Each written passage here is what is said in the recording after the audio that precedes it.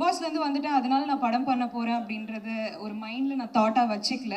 Dope அடிச்சுட்டு வந்தாராம நடிகர். இதுக்கு முன்னாடி நடித்த நடிகர் யாரு? அது ஓப்பனாக சொல்லுங்க தயவு செய்து. விட்டுலாம் சார், நான் முதல்ல என்ன காப்பாற்றிக்கணும் சார். அதனால கொஞ்சம் கருணை காட்டி விட்டீங்கன்னா. இவர் பார்க்குற லொக்கேஷனுக்கு வந்து நம்ம ஒய்ஃப்லாம் நம்ம கூட்டிகிட்டு போகவே கூடாது சார். நீங்கள் ஒய்ஃபுக்கு வந்து ரொம்ப பயப்படுவீங்களோ? என்ன சார்? உங்கள் ஒய்ஃபுக்கு வந்து ரொம்ப பயப்படுவீங்களோ? அப்படிலாம் இல்லை சார். ஏன்னா ஒரு சினிமா விளையாடினா எப்போதுமே ஹீரோயின் தான் பக்கத்தில் இருப்பாங்க. நீங்கள் ஹீரோயின் அங்கே உட்கார வச்சுட்டு உங்கள் ஒய்ஃப் பக்கத்தே உட்காருங்களே, இது வந்து எந்த வேலை நியாயம்? அவங்க வந்து எப்போதும் சேர்ந்து ஹீரோயின் கூட தான் வருவாங்க, அவங்க கூட தான் போஸ் கொடுப்பாங்க, உட்காந்துருப்பாங்க. இப்படி இருக்கீங்களே, அதை பற்றி சொல்லுங்கள் சார். அப்படிலாம் இல்லை சார். என்னென்னா ஹீரோயின் வந்து கண்டிப்பாக படத்தில் நம்ம கூட ஃபுல்லாக இருக்க தான் போகிறாங்க. நம்ம இது வந்து ஒரு அச்சீவ்மெண்ட்டு சார். இப்போ இந்த டீசர் வந்து நம்ம பார்க்குறோன்னா இது ஒரு பெரிய அச்சீவ்மெண்ட். இது வந்து சாரிங்க, இல்லை சார் வந்து இப்போ தான் அதை யோசிச்சு ஏதாவது ஒன்று பண்ணணும்னு பண்ணுறாரு, வேற ஒன்று. என்னென்னா இந்த அச்சீவ்மெண்ட்டை வந்து ஒய்ஃபோட நம்ம, ஏன்னா நம்மளோட கஷ்டத்தில் வந்து அவங்க தானே சார் இருந்திருக்காங்க. நம்ம கஷ்டப்படலாம் பார்த்துருக்காங்க. நான் எவ்வளோ புலம்பிருப்பேன், எதாவது அச்சீவ் பண்ணணும்னு எவ்வளோ புலம்பிருப்பேன், அதெல்லாம் அவங்க தான் கேட்டிருப்பாங்க. அவங்க தான் நமக்கு சப்போர்ட் பண்ணியிருப்பாங்க. கஷ்டப்படும் போது அவங்க தான் சப்போர்ட் பண்ணியிருப்பாங்க. ஸோ நம்ம ஒரு விஷயம் அச்சீவ் பண்ணும்போது அவங்களோட உட்காந்து பார்க்கணுன்ற ஒரு ஆசை தான் சார். மற்றபடி இன்னும் இல்லை. சந்தோஷமா sir? Director sir, director sir யார்? சொல்லுங்க சார். சார் இந்த டோப் அடித்த நடிகர் யார்? சார் சாரி சார், கேட்கல சார். டோப் அடிச்சுட்டு வந்தாராம நடிகர். இதுக்கு முன்னாடி நடித்த நடிகர் யாரு? அது ஓப்பனாக சொல்லுங்க தயவு செய்து. விட்டுலாம் சார். அதான் இல்லை, அது வேண்டாம் சார். ஆமாம், ஆக்சுவலாக இவ்வளோ உழைச்சி இந்த படம் எடுத்துகிட்டு வந்திருக்கோம். இப்போ அதை நான் பேசுனேன்னா அதுதான் நியூஸாக வரும். அதுக்கு நம்ம இவ்வளோ உழைக்கல. பட் அது வேணாம், தப்பாக எடுத்துக்காதீங்க, தவறாக எடுத்துக்காதீங்க. எதனால அப்படி பண்ண அதை நான் சொல்லலாம்னு எல்லாருக்குமே தெரியும். பட் நம்ம அதை அவாய்ட் பண்ணிடலாம் சார். இப்போ நான் கண்டிப்பாக அதுக்கு ஆன்சர் சொன்னேன்னா கண்டென்ட் வந்து அதான் சார் போகும். இவ்வளோ நேரம் நம்ம இங்கே பேசின எதுவுமே நல்லதானே போகிறோம். இந்த படத்துக்கு நல்ல ப்ரொமோஷனாக இருக்குமே. இல்லை சார், அந்த நெகட்டிவிட்டி வேணாம் சார், நம்ம விட்டுருவோம் சார். வெளியில சொன்னீங்கன்னா அடுத்து வரக்கூடிய தயாரிப்பாளர்களை காப்பாற்றலாம்ல. நான் முதல்ல என்ன காப்பாற்றிக்கணும் சார். அதனால கொஞ்சம் கருணை காட்டி விட்டீங்கன்னா நான் அப்படியே வந்துடுவேன்.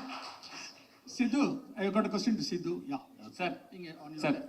Sidhu, after a very protracted struggle, you all know your struggles. Sir sorry sir, நீங்கள் பேசி கேட்கல சார். After a protracted struggle in the small world.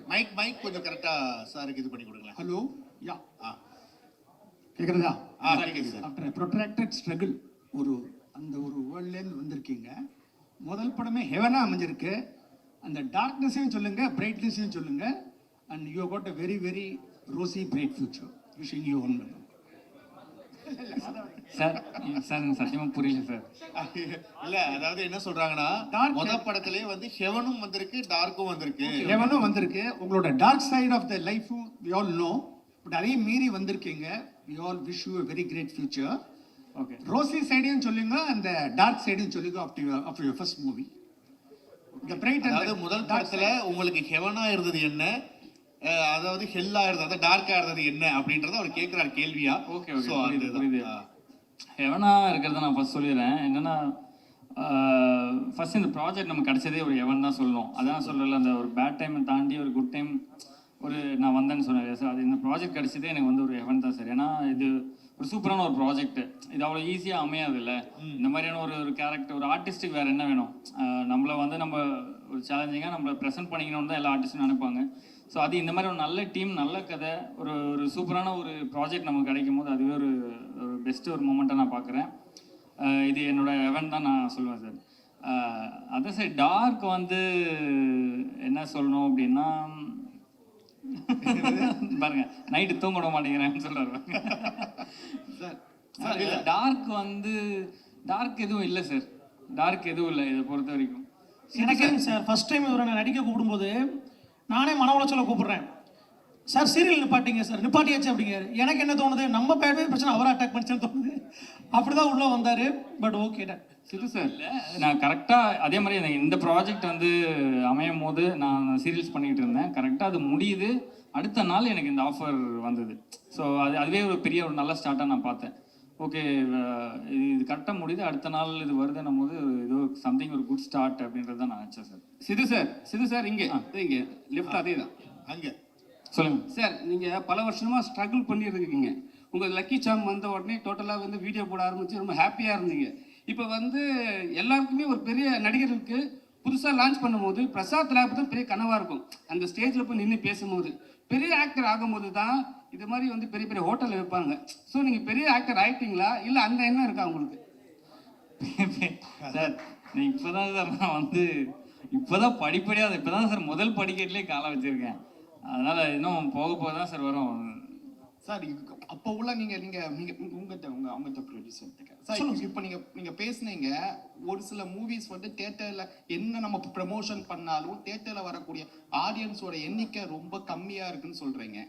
So போன வாரத்துல 7 மூவி வந்துச்சு, மக்கள் மத்தியில பெருசா போய் ரீச் ஆகல.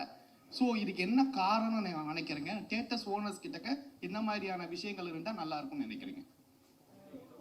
இல்லை சார், இங்கே ஃபர்ஸ்ட் ஆஃப் ஆல் நான் எப்படி சொல்லணும்னு தெரியல. இங்கே நிறைய என் வாய் கிளறீங்களே. ஆக்சுவலாக உப்மா படங்கள் இங்கே நின்றுருந்தாலே இண்டஸ்ட்ரி நல்லா தான் சார் இருக்கும். ஸோ இன்றைக்கி நீங்கள் இத்தனை படங்கள் ரிலீஸ் ஆகலான்னு நம்ம சொல்கிறோம். நீங்களும் ஃபீல்டில் இருக்கீங்க, என்னை விட எனக்கு தெரிஞ்சு நீங்கள் நல்ல எக்ஸ்பீரியன்ஸ் நினைக்கிறேன். நீங்கள் இந்த 7 படங்கள் எடுத்துட்டீங்கன்னா அதில் ஃபிலிம் மேக்கிங்காக குவாலிட்டியாக எத்தனை படம் வந்திருக்குன்னு நீங்கள் கவுண்ட் பண்ணிங்கன்னா உங்களுக்கு தெரிஞ்சிடும். இயக்குனர் சார், சித்து சார் கொடுங்க சார். எப்பவுமே வந்து நீங்கள் வீடியோ வந்து நான் பர்சனல் ப்ளஸ் வந்து படத்தை பற்றியும் கேட்குறேன்.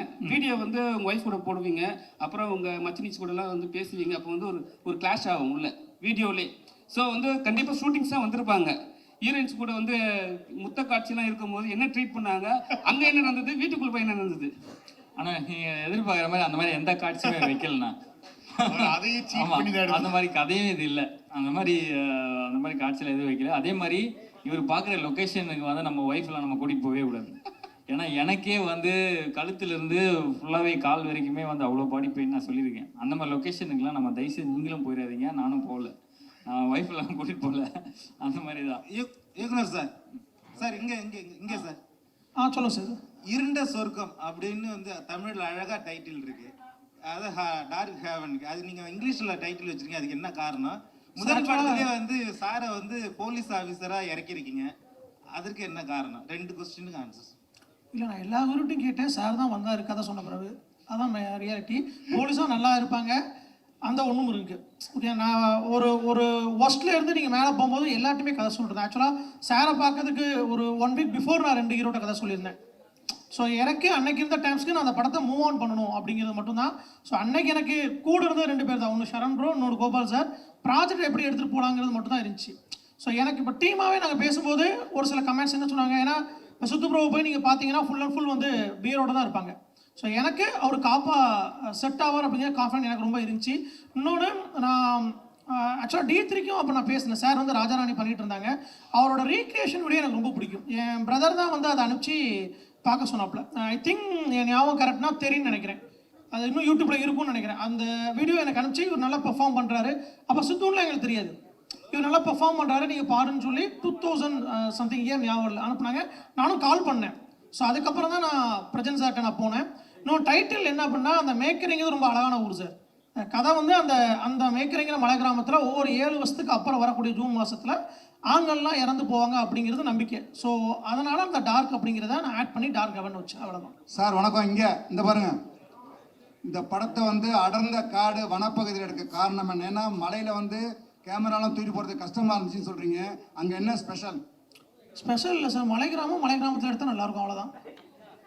வேற எங்கே போய் இருக்குதுண்ணா. ரஷிகா, பிக் பாஸ்லேருந்து வந்திருக்கீங்க. பிக் பாஸ் இவ்வளோ சீசனில் நிறைய பேர் சினிமாவுக்கு வந்திருக்காங்க, நிறைய பேர். ஆனால் சினிமாவில் பெருசாக சைன் ஆகலை. அந்த ரெக்கார்டை நீங்கள் வந்து முறியடிப்பீங்களா? ஏன் அந்த பிக் பாஸ்லேருந்து வர்றவங்களாம் அந்த சினிமாவில் பெரிய ஆள் ஆக மாட்டேங்காங்க, என்ன காரணம்? இது வந்து பிக் பாஸ்லேருந்து வர்றனால அப்படின்னு கிடையாது. சினிமாவோட தேர்ஸ்ட் இருக்க யார் வேணாலுமே வந்து பெரிய ஆள் ஆகலாம். இதில் பிக் பாஸ் அப்படின்றது கிடையவே கிடையாது. ஸோ நான் பிக் பாஸ்லேருந்து வந்துட்டேன், அதனால நான் படம் பண்ண போகிறேன் அப்படின்றது ஒரு மைண்டில் நான் தாட்டாக வச்சுக்கல. அது ஒரு பிளாட்ஃபார்ம், அது ஒரு ஷோ, அது முடிஞ்சது. அதுக்கப்புறம் நம்ம லைஃப்பில் என்ன பண்ண போகிறோம் அப்படின்னு நான் யோசித்த போது தான் படம் பண்ணணும். ஏன்னா என்னால் முடியும்னு எனக்கு தெரியும், நல்ல ஒரு கேரக்டர் ரோல்ஸ் பண்ண முடியும் அப்படின்றது என்னோட நம்பிக்கை. ஸோ எப்போவுமே ஏதாவது ஒரு விஷயம் ஆரம்பிக்கும் போது நான் ஸ்க்ராட்ச்லேருந்து தான் ஆரம்பிப்பேன். இப்போ பிக் பாஸ் போயிட்டு வந்துட்டோம் அப்படின்லாம் கிடையாது, இதுவுமே என்னோட ஸ்க்ராட்ச்லேருந்து ஆரம்பிக்கக்கூடிய ஒரு விஷயம்தான். ஸோ ரொம்ப நம்பிக்கையோடு இந்த பிளாட்ஃபார்முக்கு வந்திருக்கேன். கண்டிப்பாக ஷைன் ஆகுவேன்னு நினைக்கிறவங்க எல்லாரோட சப்போர்ட்டோட. Thank you sir. சார் இயக்குனர் சார், சார் உங்களுக்கு தான் சார். சார் இங்கே சொல்லுங்கள் சார். சார் இன்னைக்கு நம்ம சினிமாவில் ரொம்ப பல வருடங்களாக ட்ரை பண்ணிட்டு நிறைய திறமையானவர்களாக இருக்காங்க.